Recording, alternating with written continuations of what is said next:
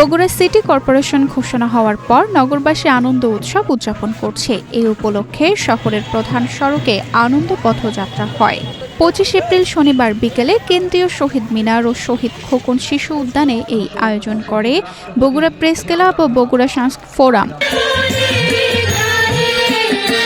বিকেল থেকে বগুড়ার নানা শ্রেণী পেশার মানুষ শহীদ মিনার প্রাঙ্গণে জড়ো হতে থাকে। এ সময় শিশু কিশোররা নাচ গান পরিবেশন করে। বিকেল 5:30টার দিকে অনুষ্ঠানের প্রধান অতিথি সদর আসনের সংসদ সদস্য ও জেলা বিএনপি সভাপতি রেজাউল করিম বাদশা উৎসবের উদ্বোধন ঘোষণা করে।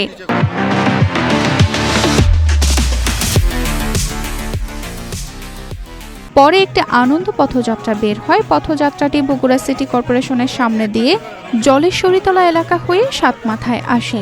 সেখান থেকে আবার কেন্দ্রীয় শহীদ মিনার প্রাঙ্গণে উপস্থিত হয়। উৎসব ঘিরে লোকজ সাংস্কৃতিক অনুষ্ঠানের আয়োজন হয়। এছাড়াও নবসৃষ্ট সিটি কর্পোরেশন উৎসবে এসেছে অলোক পাল। তিনি বগুড়ার সাংস্কৃতিক কর্মী। এ সময় তিনি গণমাধ্যমকে জানান, বগুড়াকে সিটি কর্পোরেশন ঘোষণা করায় আমরা সবাই খুশি। বগুড়া যেন মুক্ত বাতাসের নগর হয়, গানে গানে নগর হয়, পাখির নগর। বগুড়ার মাঝখান দিয়ে যে নদী বইছে সেটি যেন খরস্রোতার করতোয়ায় পরিণত হয়। বাইরের দেশগুলো উন্নত যেমন শহর দেখি, বগুড়া যেন আমরা তেমনই দেখতে পাই। নাগরিক সুবিধা যেমন উন্নত হবে, অবকাঠামোগত ভাব উন্নত হবে।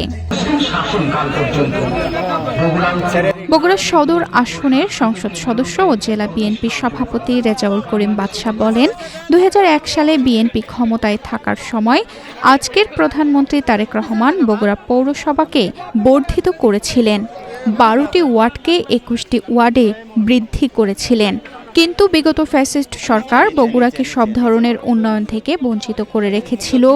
বগুড়ার জনগণকে সকল নাগরিক সুবিধা থেকে বঞ্চিত করেছিল। আজকের প্রধানমন্ত্রী আমাদের নেতা তারেক রহমান গত 20 এপ্রিল বগুড়াকে সিটি কর্পোরেশন ঘোষণা করেছেন। আমরা বিশ্বাস করি বগুড়াবাসী এর নাগরিক সুবিধা পাবে, বগুড়াবাসী উপকৃত হবে। তানজিদা রহমান, ইনায়া, বাংলাদেশ প্রতিদিন।